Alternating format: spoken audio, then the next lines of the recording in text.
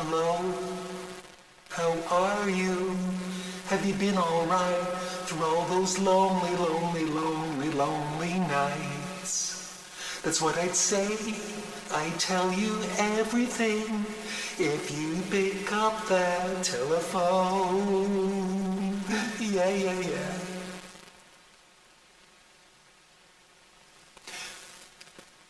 Hi, fans of high quality entertainment.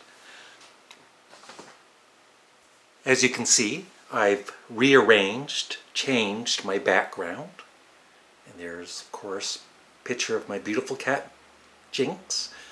And just changed it all up. And at the end of this video, if I remember, I'll do a close-up of everything that's there, because I guess some of it might be hard to see. My stomach's been rumbling. And yeah, today's video is on regrets. I've had a few with when it comes to music. I think we've all sold certain albums or whatever, and then later in time you regret letting it go. And you know, I've had regrets for certain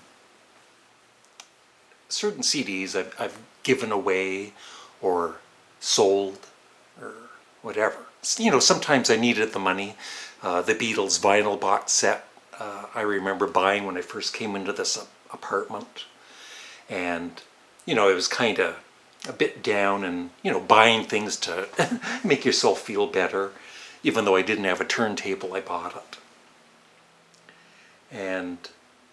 But I don't regret selling that. I got a good price for it. Basically got my money back. So even today I don't regret selling it, even though I know it's... Well, it was the stereo vinyl box set, so I don't think that's gone up in price as much as the mono. But there is one particular box set, I guess there's more than one, but there's one that I bought a few years back. I had it for maybe a year. I was only kind of drawn to 2 or 3 of the albums in the box set, and the rest of it, I did play bits and pieces of it, but I don't think I even gave the other albums much of a chance.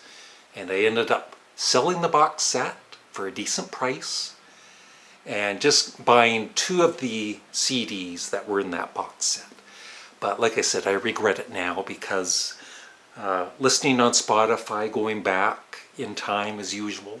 Yeah, I bought two of the albums on CD a few years back, and I play them a lot. But like I said, listening on Spotify to the whole discography, going all over, even the later albums, it's like, this is actually really good. So what I regret selling is ELO's box set. And I think you can still get it on Amazon, and this is just used, like in very good condition, for $300.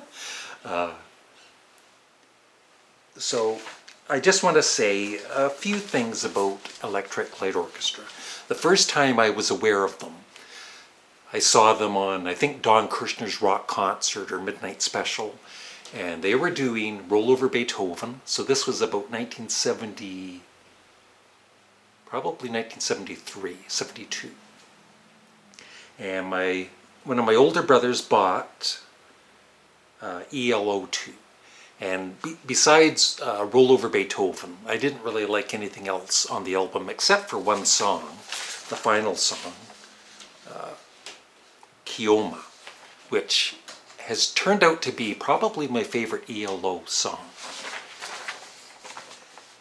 You know, someday I'm planning to do this video on top 10 musical geniuses, and Jeff Lynne will definitely be in that top 10. He's, you know, he started with the band The Idle Race. He was on their first 2 albums. Then he was in the band The Move, and he played on their 3rd and 4th albums, Looking On, A Message from the Country. And then, of course, he started up ELO with Roy Wood. And then, of course, later on, he was in the Traveling Wilburys, and he has a solo career too, along with still doing ELO. At least they're titled Electric Light Orchestra, the albums. And he's produced or co-produced, well, he produced ELO, but he's produced or co-produced Bryan Adams, The Move, Dave Edmunds, The Beatles, Brian Wilson, Traveling Wilburys, Roy Orbison, Tom Petty, Del Shannon, Ringo Starr, George Harrison, Paul McCartney, and Joe Walsh. And obviously, those great musicians know he's great. And so in that box set was their first album, No Answer. It was called No Answer, I think, in the States, and then just ELO in the UK, or the other way around. And then ELO 2 on the third day. El Dorado, which was the very first album that I bought. Absolutely love. I think it's my favorite album of theirs. Face the Music, A New World Record. And I bought A New World Record and Out of the Blue. I remember buying those.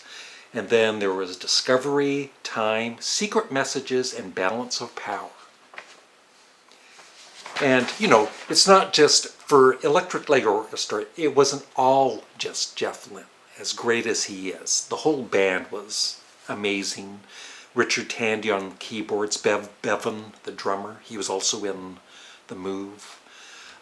Kelly Grocott, if that's how you pronounce his name, the bassist. Excellent vocals.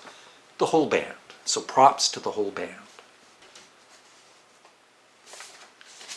And looking at Rate Your Music, where fans review and rate all the albums, the highest rated one is Out of the Blue with a 3.76 out of 5, and then A New World Record, and Time, which is one of their later albums, is in third spot, so I really have to listen to that one again.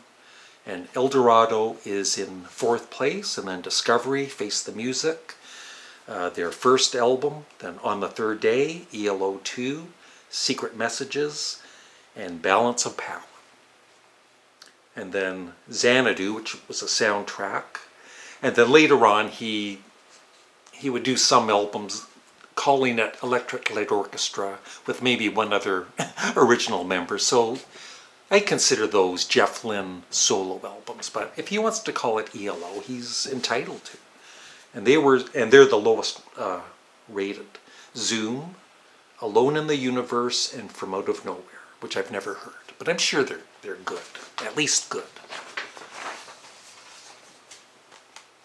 So these are the two I have, ELO. It's always bugged me when this was on vinyl and the CD that the front cover is the same as the back cover. Maybe they were in a rush. Yeah. And one of my all-time favorite songs, Laredo Tornado. This whole album is just a masterpiece as far as I'm concerned.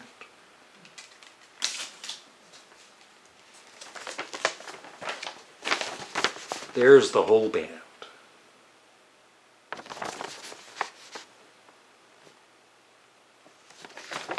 Lyrics on the back.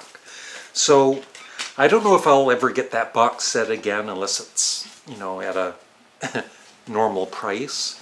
I might just start slowly buying the individual albums. And the other one I have is ELO 2.